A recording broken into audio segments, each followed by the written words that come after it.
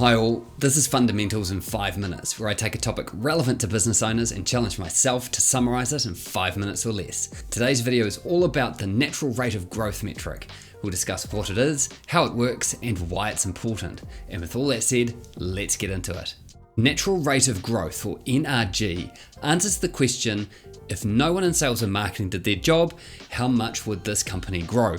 That is, it measures the proportion of revenue growth that comes from organic, i.e. non-paid, acquisition sources. NRG is a metric that's growing in favour with young businesses, especially within the SaaS community. This is because it helps companies prioritise on all of the right behaviours that lead to healthy growth.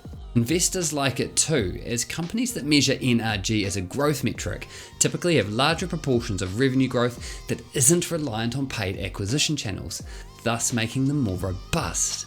To calculate NRG, we use annual revenue growth rate times the percentage of organic sign-ups times 100. In practical terms, what this means is that a company multiplies its annual recurring revenue growth rate by the percentage of sign-ups that have come from non-paid acquisition sources. Now let's look at an example. A company achieves $500,000 in annual recurring revenue in its first year, and in its second year it achieves $1 million in annual recurring revenue. Further, in its second year, it has a total of 1,000 sign-ups, 800 of which are organic. To work out a company's NRG, we first need to work out its recurring revenue growth rate, which in this case is 2.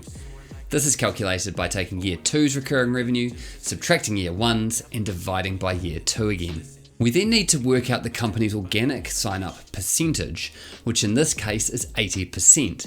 This is calculated by dividing organic sign-ups by total sign-ups and multiplying by 100. Now that we have the company's annual recurring revenue growth rate and its organic sign-up rate, we can work out the natural rate of growth, which in this case is 160%. This is calculated by taking 2 times 80% times 100. In general, any value higher than 100% is a really good sign, especially in smaller companies with revenues of less than $5 million. As a company grows, however, it will become more reliant on paid acquisition channels to achieve sales targets and velocities. Thus, it's natural and expected to see a company's NRG drop as it gets bigger. But that doesn't mean it shouldn't be at the core of a company's growth strategy. And this gets to the heart of why NRG is important. It describes and benchmarks a company's engine of growth that gives better insight into where and how revenue is being achieved. A company that relies heavily on paid acquisition will naturally be more exposed to marketing channel risks, such as increasing CPCs, algorithm changes, and the margin pressures that come from all of this. Solid organic growth at scale would imply a more robust business and thus naturally lead to higher capital valuations. And this is why NRG is so important. If a company can grow organically without the need for paid acquisition, it stands to reason that it's more valuable to people both in the business and who are investing in it.